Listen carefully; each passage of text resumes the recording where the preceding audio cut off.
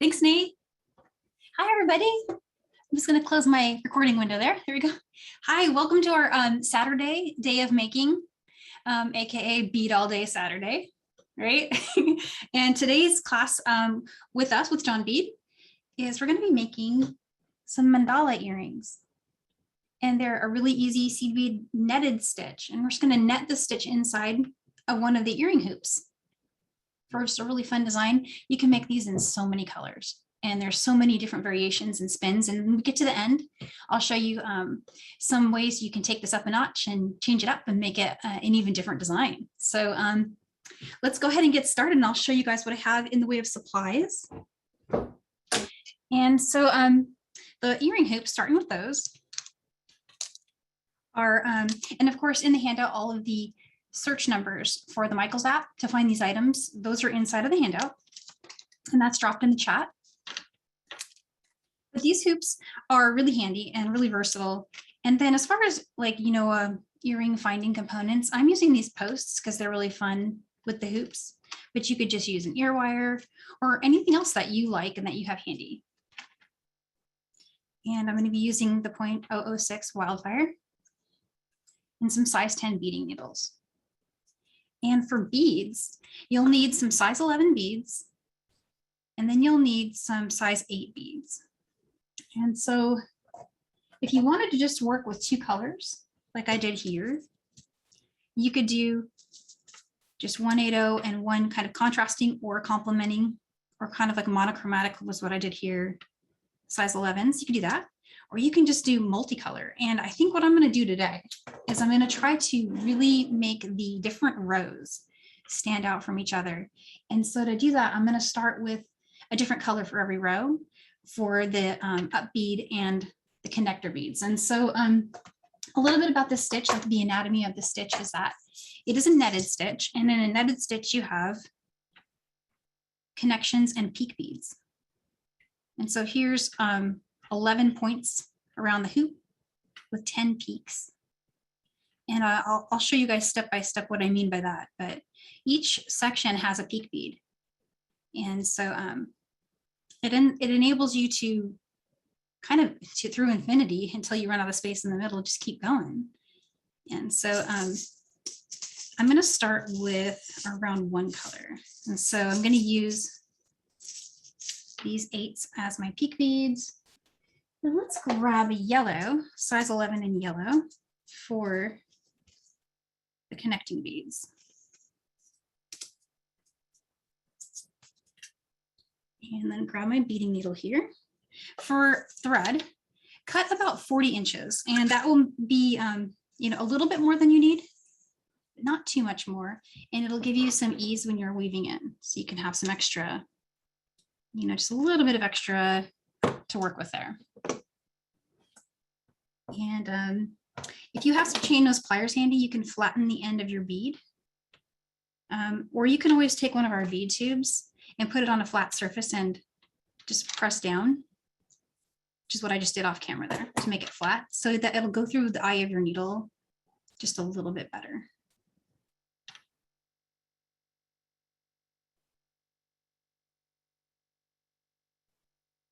And get that through there.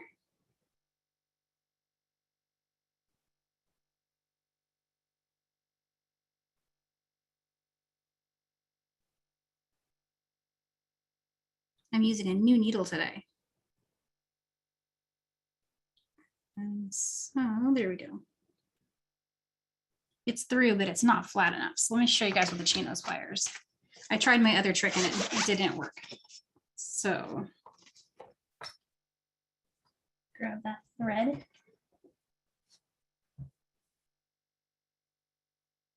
And I'm working from the other side here. And so these are just some square nose, chain nose, flat nose pliers. I'm gonna flatten that. And fingers crossed it's gonna go, there we go. That is the ticket. Meredith taught me that, and it's the best way to get a needle threaded, I think. There we go. Okay, and so the next thing you're gonna wanna do is go ahead and tie a double knot. And I'm gonna try to get my double knot to sit right next to my connector. So just right here. and leave about 7 inches or so. You can leave a little more, a little less. All we really have to do to weave in is go through a few beads. So you'll just need enough to do that as far as how much tail to leave on the other side of your double knot. So there's one.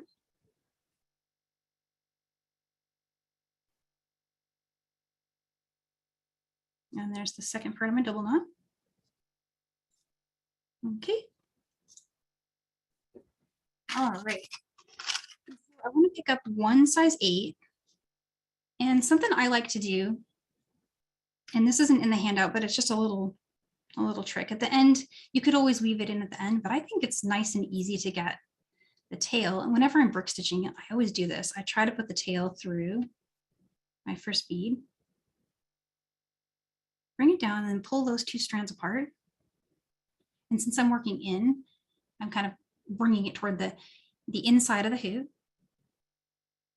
And I'm just going to get that knot to hide in there by pulling those apart. Just a little trick. It's optional, but I feel like it really helps. All right, and so round 1. And what I mean by round is each part of this stitch has like a trip around, and then we step up, and then we build the next one and we step up. So how the first one looks. So you want to pick up 3 size 11s, and then 1 8. 3 more 11s, and you'll need 1 more 8. Bring that down. And I'm going to try to get it to sit over this connector part. Just a bit, so you guys can see a little bit better. Right now my thread is sitting up above my work. I'm going to take my needle and go under the hoop. And then I'm going to push down on it. And having these beading mats is really handy in this way because it's going to keep the beads inside my hoop, but allow my thread to tighten. So now I've got this little kind of like crescent here. And I just want to go through the 8. So remember we went under the hoop. And now I'm bringing my needle over the hoop and through the size 8 seed bead. And again, I'm still pressing down on the mat because I want that to keep the seed beads inside my hoop. So there's step 1. Nice cute little kind of like scallop of beads there.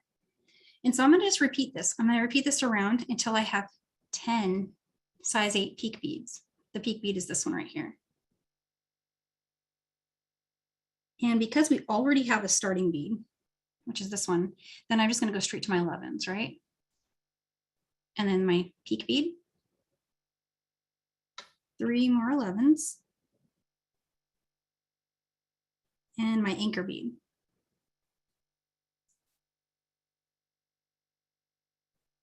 And again, going under the hoop, pushing down. Oops, there we go. And then just come up.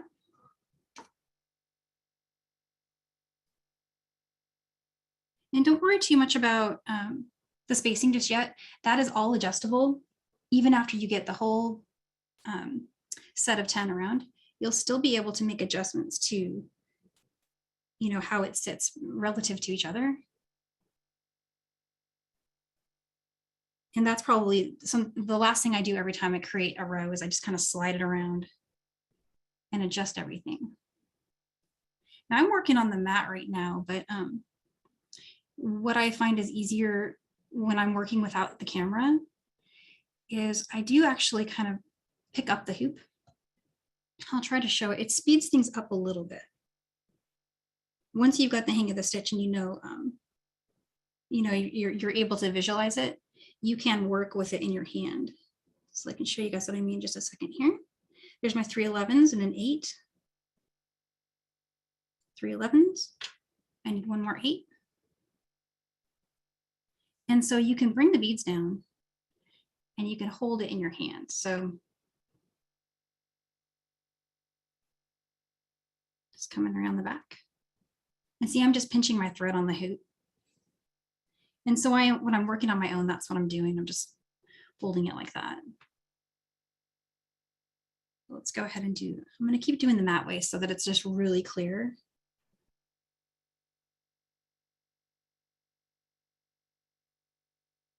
There's 3. These are so tiny. 1 and 1. Okay. So I'm just going to get going a little faster.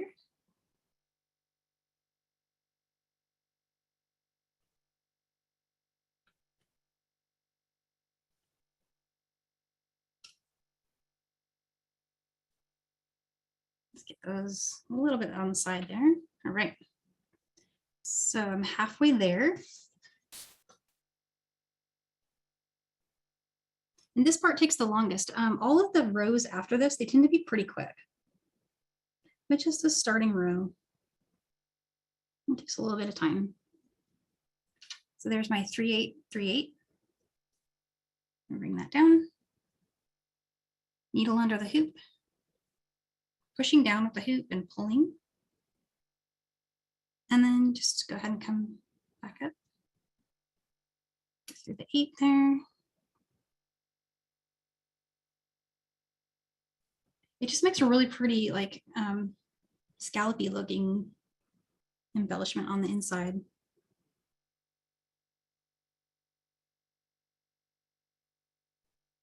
And of course, these are counts that I played with, and I kind of decided, you know, I liked the look of, right? But this stitch, the stitch that I'm doing here is modifiable and adjustable, customizable to anything that you're using in the way of a hoop, and any size seed beads you'd like to use, and any counts you'd like to use. Really, it's just a process of experimenting, and you can make this design work for almost any component with any beads you like. Once you just get that basic idea of creating, essentially what I'm doing is I'm just stringing an odd count, so I always have a center point.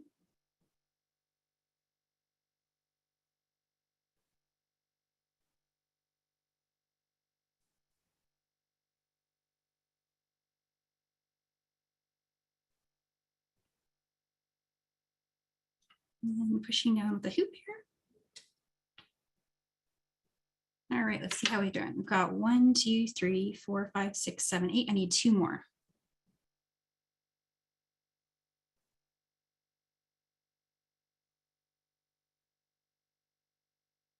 There we go.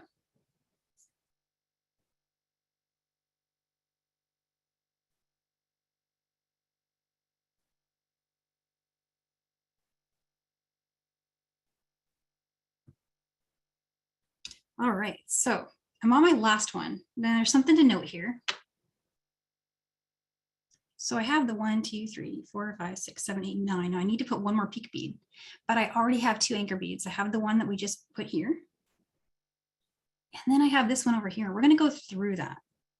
So for this part of the step, I don't need an 8 at the end of this pattern that I'm stringing. So I just do 3 11s, 1 8, and 3 more 11s. And then I want to go back through my very first size 8 bead. And don't worry if you go above or below the hoop. I tend to go below it just for pattern's sake, but this will work even if you go in front of the hoop. You just need to come around the back of it. But I went behind it, so now I'm coming around the front. I'm going up through my size 8 seed bead. And when you pull tight, it'll all just lock into place.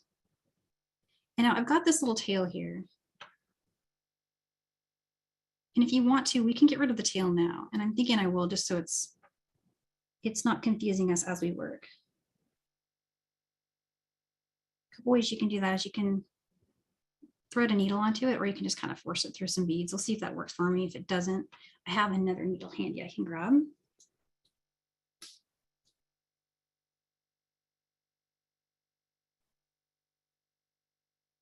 And that one just went right through. Go figure, right? And I'm just going to bring it through a few beads, and I'm going to trim it.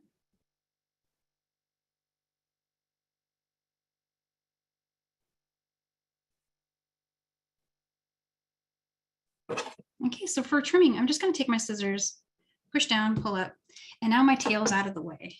We can work freely without worrying about it. Okay, next thing I want to do, I want to switch colors. So just bear with me 1 second. I'm going to move these guys over. And let's see. I'm wondering if we'll bring out a red for 11. And I'm just going to switch back and forth between yellow and red for our connector beads. And let's grab, let's do some purple for our 8s. That'll be really pretty. Okay. So we locked back into this first anchor. That was our first 8. Again, the center here. All right, so now we need to do what's called stepping up. And so in lots of different kinds of stitches, like peyote in the round and, things like any kind of round stitching, you typically reach a spot where you've come back to where you started.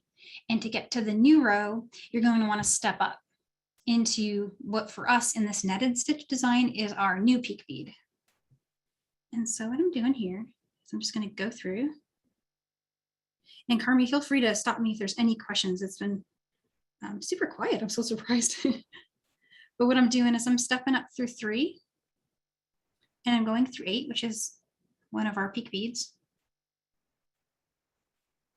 through the size 8 bead there. Hey, Danielle, it's Carmi. Hey. I just want to let you know all is well. So don't worry at all. I think Okay. everyone's following it. And I definitely want you to have the ability to teach the whole earring once. So Okay. I'm not going to interrupt you. Oh, okay, sure. But if there's something that comes up, feel free to. And then of course, I think we'll have time to do it twice. I do think so, because we're doing so good. And it's really fast from here. You guys will be so surprised how fast. It goes really quick once you get going. But so now this next round, this is round 2.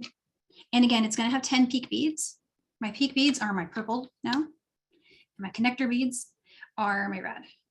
And I'm using 1 red, 1 purple, and 1 red for round 2. And I'm just going to connect my peak beads all the way around. And it goes super quick. So my peak bead here is the one sticking up right in the center. So let's go through that one. And that's it. That's all you got to do is just an 11 and an 8, 11 through the next peak bead. So super easy. And actually after this step, I'll show you guys what it looks like. This by itself looks really cool, really cute.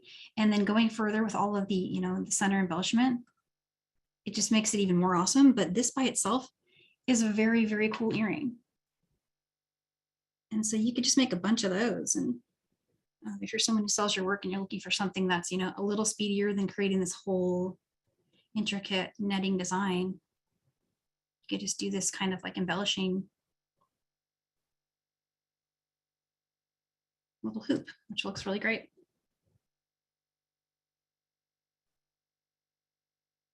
And so all I'm doing is picking up 11, 8, 11.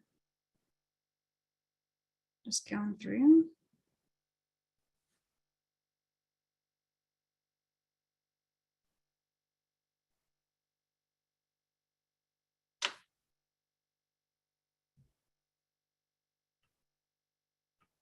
We did a, what's it called, a Reels, a video of this with stop motion, just showing each of the circles finished, and it was really fun.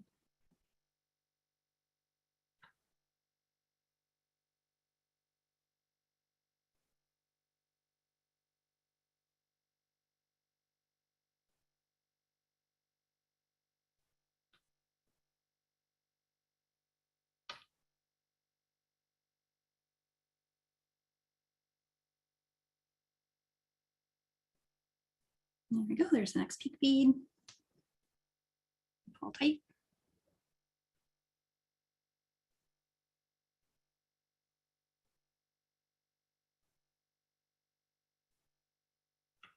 And as far as like, tension, so the tension that I'm using is, I would say it's medium tension. I'm not really pulling that hard, but I'm not letting it be loose either.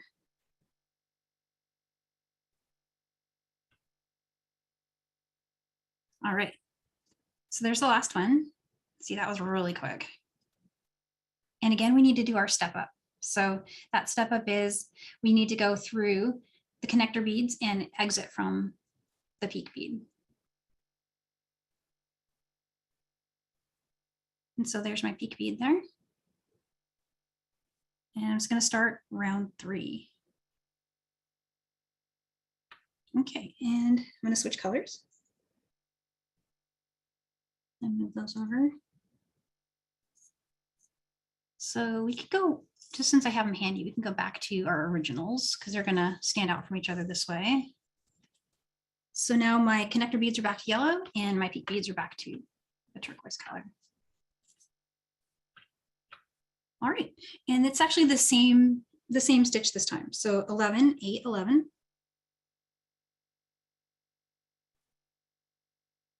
Oops, there we go. And from peak bead to peak bead, which are my purple beads.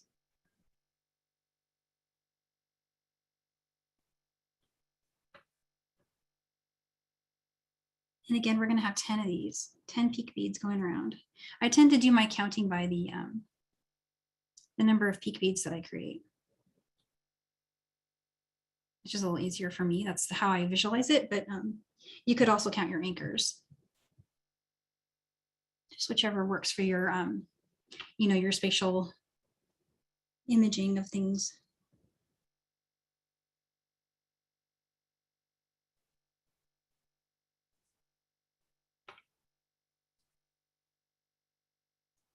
And I'm just being careful to only go through my 8 with each of these adds.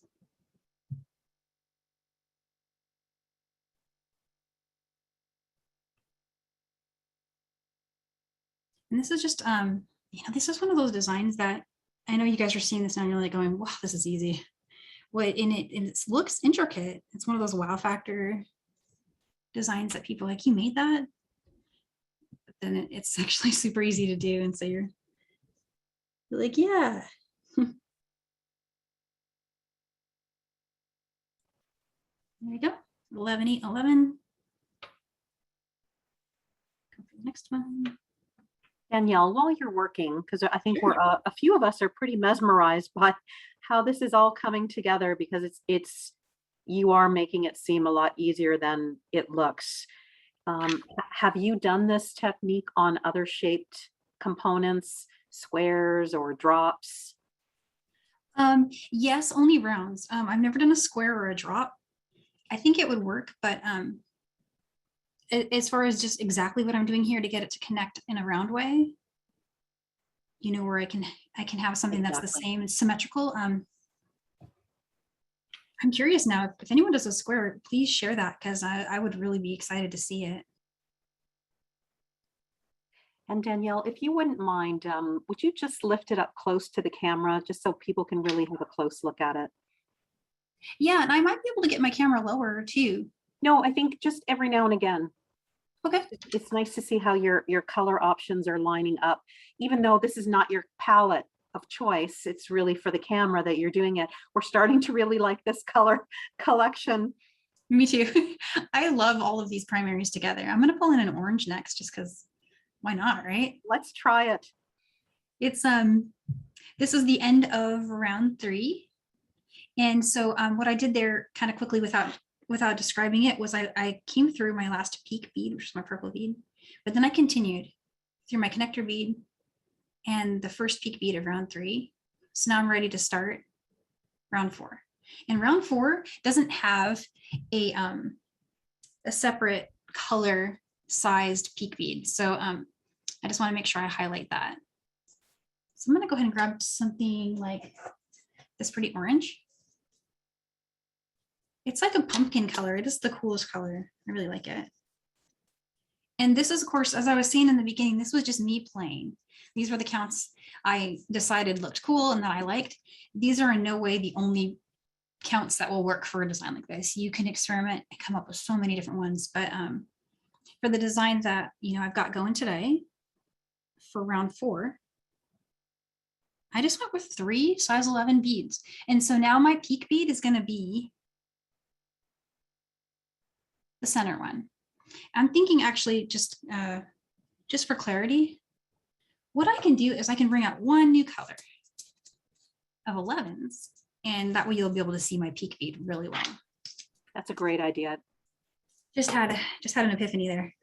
In all my other designs, it was all the same color, but I'm thinking let's make it real clear which one's the center.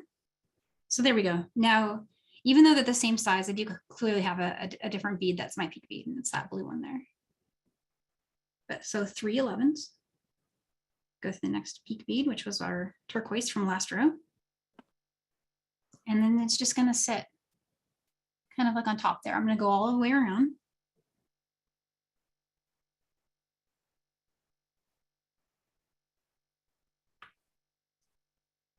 Oops, there we go.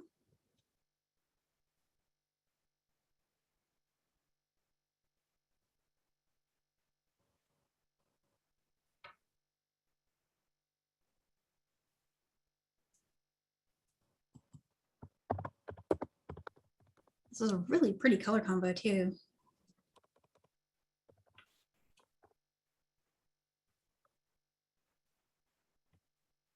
Danielle, just from the sidebar, people are thinking a couple of different ways to use this. So because you pulled out the orange, obviously Halloween, this would be an awesome web. Oh yeah. And then definitely for different times of the year, winter season, turning it into a snowflake. I think once you get good and you don't need the colors to help you as much, if you did this all in white beads or all in one color bead, it would be stunning.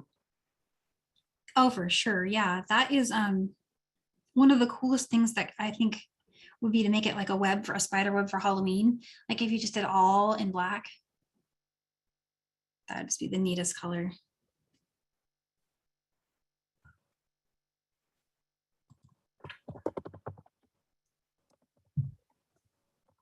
And you'll notice as you start to work these center rows, it'll get tighter, like substantially tighter. The tightest row is yet to come. You guys will see me with a little bit of, I'm going to borrow a word from Meredith, zhuzhing, to get my needle through this next round. I'm already having to try a little bit.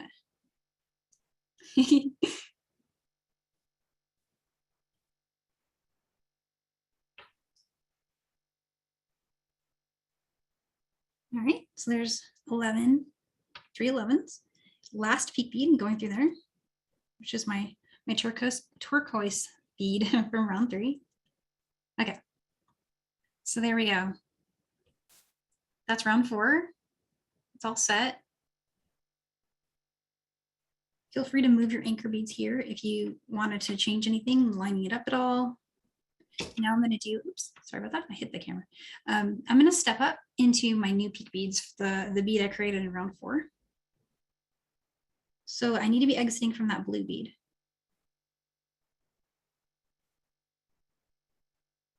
And this row will be tight. You guys will see me kind of struggling with it a little, but I think tight is good because that means our net is really nice and solid.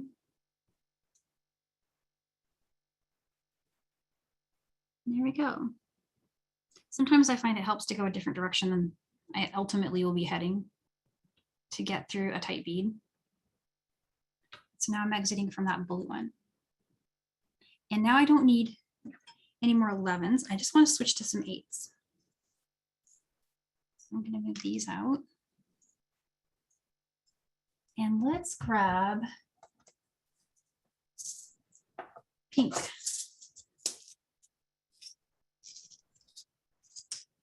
Are we feeling the pink? I think it'll work. I love the pink. It's gorgeous. All right, so from this blue bead, I need to go through the next blue bead, which is my next peak bead, right?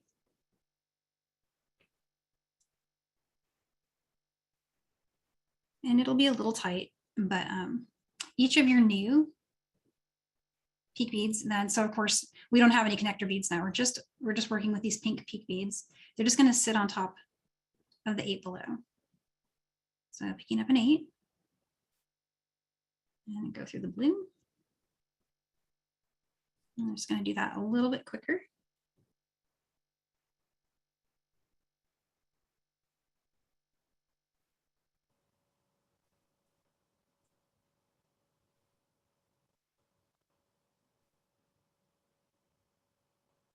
Trying to think of, I want to make some suggestions on how to get through this 11. I'm doing a couple of things. I'm pushing up on it from underneath with my finger. And I'm trying to separate it from the other two by pushing it up with my thumbnail. And that really helps me get through that bead. So if anyone else is struggling with that at all, that might help you get the connection going there.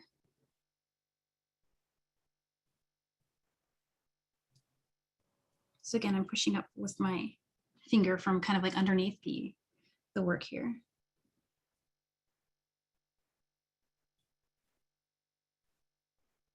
And there we go.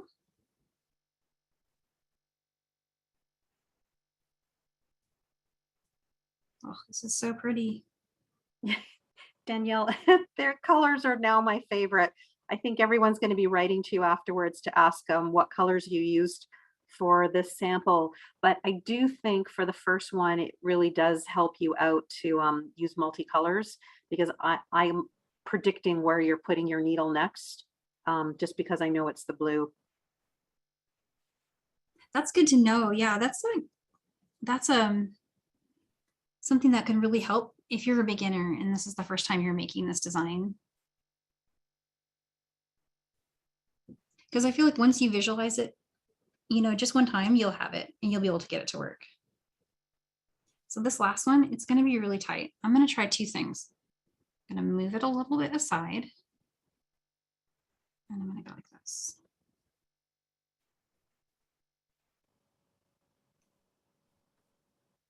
And you could also try working with a 12 if that's easier. So I got through it. All right. Yay. And so that was our round 5. And now I just need to step up through my pink bead. The first one we strung in this round. So going through that one. And I'm going to switch colors. Yeah. Lori thinks it looks like a spring bouquet. Oh, thank you. Thanks, Lori. It's definitely got my it's got my spirit. I like it. Okay, and so I don't know. What do you guys think? Yellow in the center? It's the only color I haven't used yet. I have red too. Try it. Try it. Let's try it. We can always switch it up later. So this is the last row. It's round 6, and you only need one size 8 bead again. And you just go around and around. And then I'm just going to show weaving in really quick, and we're doing good on time. Yay. I had no real estimate for like how long this would take, because it alone I can make them really, really fast, but I wasn't sure if I'd, you know, go straight through it or not. So it's kind of cool. Danielle, I think what I like about these earrings is what our whole idea was, that if you're making a collection, so, you know, all the beads that you used in either making a bracelet or a necklace, you can just pull them all together here and have, you know, a unique matching set of earrings. That is so true.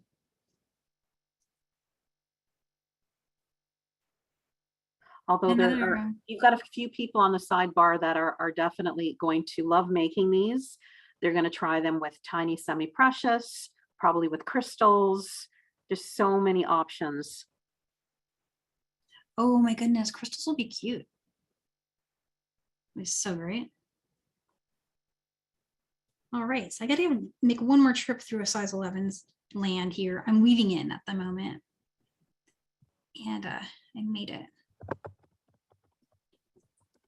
If you're having a little tightness with the thread, just kind of use your chain nose pliers there. Here it goes. And what I'm doing is I'm aiming for one of my anchor beads, because I found with brick stitch, and I know this is a netted stitch, but what we have going on down here on the edge of the hoop is a form of brick where you're kind of hooping around. I found that it locks in thread to do one of those. And then just keep going, a few more beads and we'll trim it. And then I'll pop an ear wire on the top. Okay, and scissors. If you have a burner, burners are great for this. I'm just using scissors, pushing down with the scissors. Right, there it is. And then all you would need after that is ear wires or an ear post, any kind that you like. And some of them come with a jump ring included. It looks like mine didn't, so I'm just going to grab one of my findings packs and grab a little earring. I think I want to use one like that. I like that one. And for my pliers, I like to use bent nose and the square chain nose to do my jump rings. This is my style jump ring line here.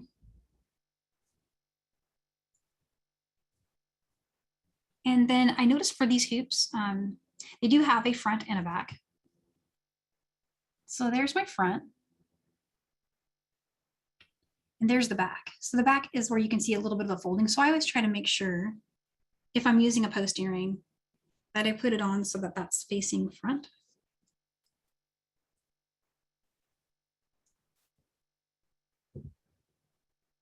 And there's my earring. So it doesn't have to be an earring.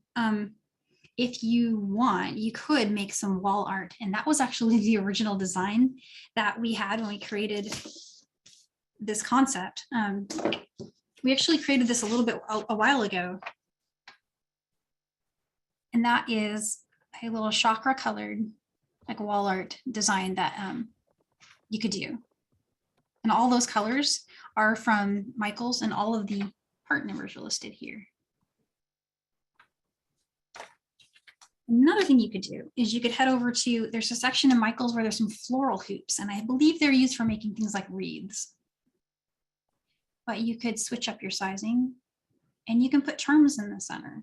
So there's just a million things you can do. It's the same exact stitch that we did, just a little bit different bead sizes and some different counts. And I played around with the center a little bit so that I could connect it. But now you know how that's done. And so now you can, you know, take these skills and create all kinds of variations, you know, of your own dream design. Danielle, quite a few of us are gasping at the possibility of Christmas ornaments with that one.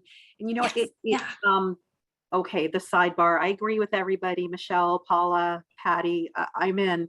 Have you ever completely filled that opening with even tinier beads, or do you try and leave a little opening? You can. I found it to be kind of tricky. I got to a point where I was wishing I had something smaller than a 15. So you need teeny, teeny, tiny beads. Sharon's laughing. I can see you laughing because you know it's going to be really hard in the middle. But I think the addition of a charm or even a crystal again would be so pretty. So Danielle, you're great for time, but because people probably won't have access to the video until Monday, and the handout is fantastic. The best thing you can do with the remaining time is just show everybody, so we don't have to wait. How do you start? Yeah, let's do it.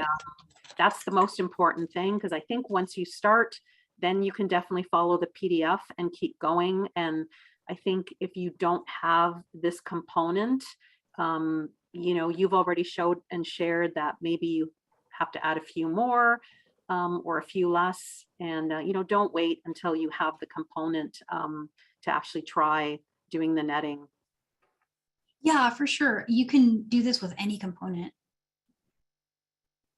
And also, I found that the first rounds aren't, varying the first rounds is not a super critical thing. You could do a lot of different starts and have the same result just by playing with those round 2 and round 3.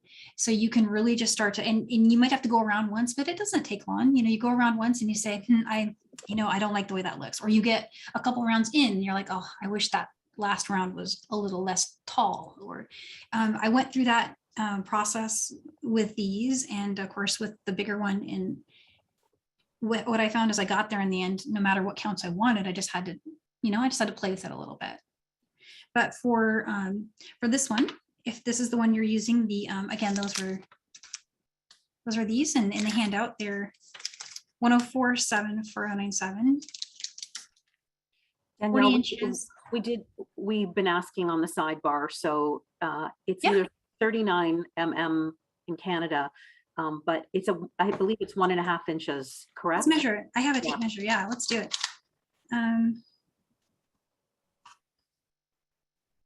Yep, exactly. 1.5. Because those components are in other packages. And so people might have one that's slightly smaller and it might not work out for them. So for this class, if you want to try and do it with the PDF Danielle prepared, try to find them that they're 1.5 inches wide. 1.5, perfect, yeah. Yeah. And then you'll just want to cut about 40 inches of your wildfire thread. I'm using the 0.006. You can use any color. Leave about a 7-inch tail and tie a double knot up here next to the connector. And also don't worry too much about when you're tying your knot. You can always slide the knot around. So there's one. There's two. And I'm going to slide that right up. There we go. And now what we did before is we chose different colors to make it really stand out what what beads we were working with. So we had peak beads and we had connector beads. So my connector beads this time are going to be orange. And my peak beads will be my yellow beads. And at the beginning, this is optional, but something I like to do to hide my knot, because you can kind of see, let me bring it up a little bit. You can kind of see the knot just a tad right there, see? But if you pull your threads inward so that your knot is kind of sitting on the inside of the hoop, and then bring your size 8 seed bead down, and bring the tail up through it, and just go ahead and pull that up. Pull your working and tail threads apart. Trying to keep those on the inside of my hoop. And what you'll get here, I'm pulling pretty hard, is I'm getting my knot to sit inside my bead. This gives it a really pretty, clean finish. And I kind of work from top to bottom, and you don't have to. You just need to lock your anchor around your hoop and you've got it. But what I tend to do is I tend to work with loading my beads on the top and then I bring my needle under. So how that looks is row 1, 3 connector beads, 1 size 8, which will be my anchor bead. Sorry, my peak bead. 3 connector beads and then my anchor bead. And my peak bead is the one in the center. Now I'm bringing the needle underneath my hoop. And I'm going to push down on the hoop into the mat to keep my seed beads on the inside of my hoop, right? And then come back up just through the size 8 seed bead. And when you pull tight, you'll get a little scallop that'll sit over the connector. I worked mine over the connector. You don't have to. If you were to work this way and come around and join it here, that would also work perfectly fine. So then we just keep going. And this is the part that takes the longest. The rest of it is actually really fast. I think I already have a starting 8. So now I just want to go with 3 size 11s. There's my peak bead. And then to get 3 size 11s on the needle here and 1 more bead, 1 more size 8, which will be my little anchor. Coming around. Again, I'm going to go underneath that hoop, pull tight. And then come up through that size 8 seed bead. Oops. Sorry for bumping the camera there, guys. Giving you guys too much wobbliness there. Okay, there we go. All right, 3 more size 11s. And I've got an 8. I think 3 more 11s. And then there's an 8. One under the hoop.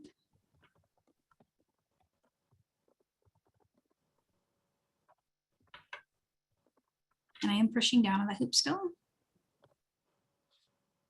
And then come up through just the 8.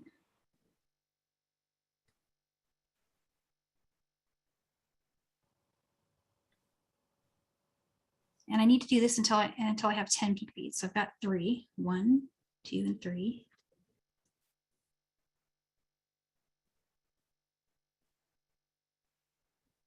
Danielle, Yeah. we're now referring to this as the candy corn earrings. That is so cool. I need to finish them in these colors. This is going to be really cute. I've decided it's fall already. I know it's still August, but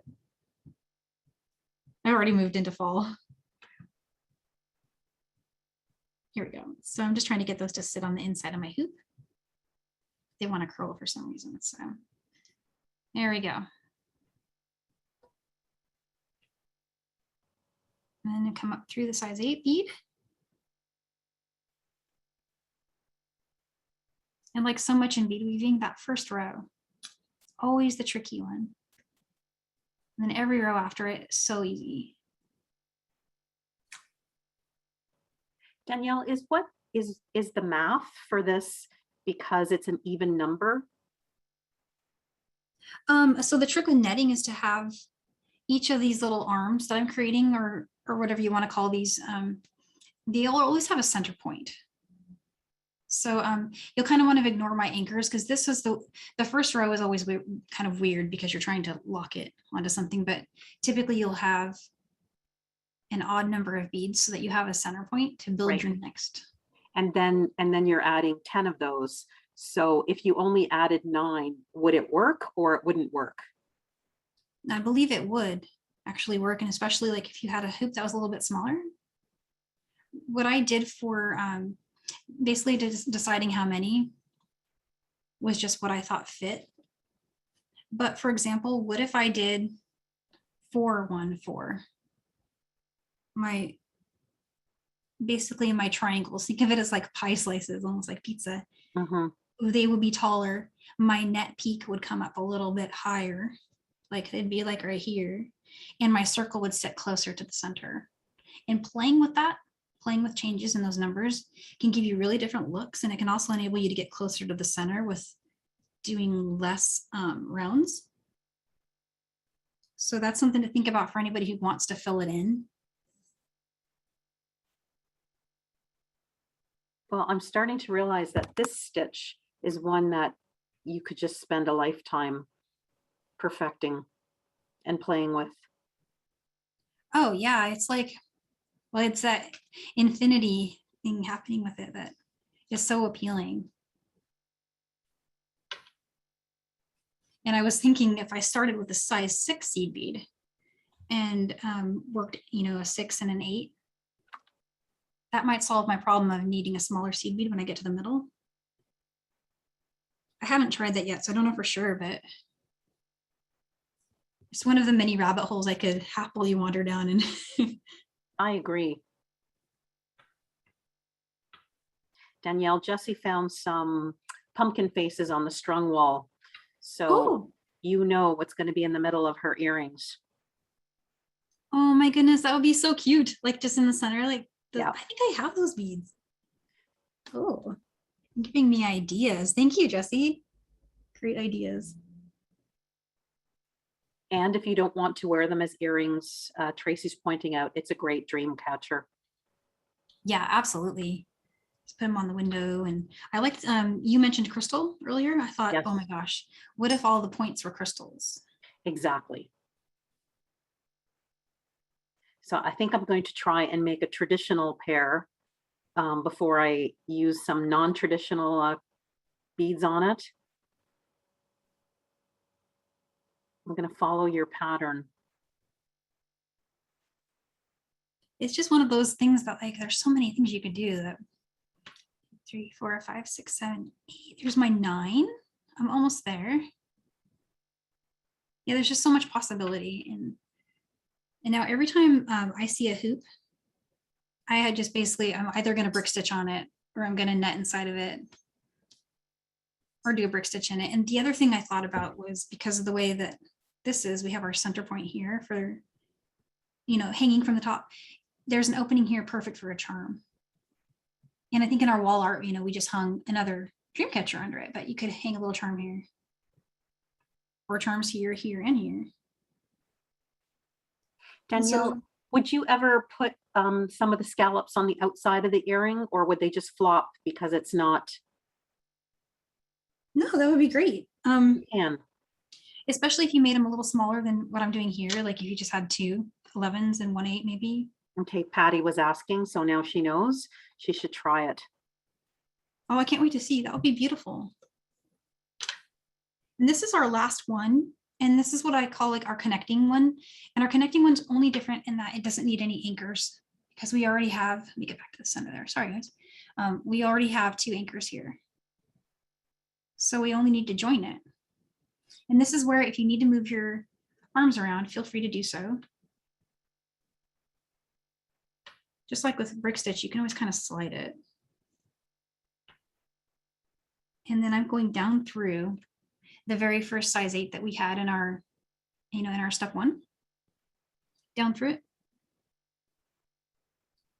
And then I'm coming up around the top of the hoop, going back up through that. And earlier we went ahead and we wove in our tail. I won't do that now just for the interest of time, but you'd want to just bring that tail up and weave it in now if you wanted to save yourself a few minutes. And actually, I'm just noticing, Carmi, we're already at 5 till. Should We I are. keep going or? No, I think this has been brilliant.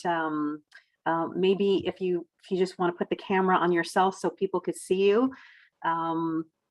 It's been a great class, and the sidebar is giving you many, many accolades, which is wonderful, and so many great ideas people will have from this. And we know there's another seed beading class after this, so we definitely want people to have the time to say goodbye to you and to check in into the new class. Yeah, I'm planning to log in to the new class too, because I really want to see the technique. Yes. I'm really curious. So yeah, that's really cool. We do have a class next Friday. It's our we're doing a kind of like a wavy. It's one of the premium workshops, and you'll find that on under premium classes on themichaels.com/classes, and that's on August 27th, and the time is 2 p.m. Central. And I'll show all of our September classes for that as well. So I'll let you guys get some water and get ready for the next awesome class that we have coming up. Thank you for being here. Thank you so much.